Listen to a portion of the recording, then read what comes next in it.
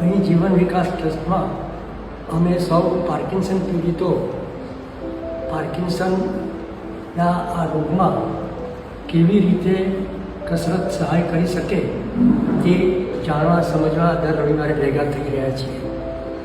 આમ તો અહીં મૂળભૂત એક્સરસાઇઝ શીખવામાં આવે, પરંતુ છેલ્લા લગભગ 8 અઠવાડિયાથી દર રવિવારે એમાં ઉમેરો થયો છે જાગૃતિબેનનો.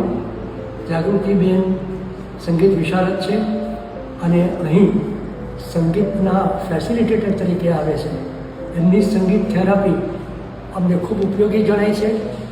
સમય અહીં તો અમે એનો લાભ લઈએ જ છીએ અડધો પોણો કલાક, પણ તે ઉપરાંત ઘરે પણ સમય મળે એ સંગીત થેરાપી અમે જાતે કરીએ છીએ અને તેથી આ પાર્કિન્સનમાં અમને ઘણો સપોર્ટ થાય છે.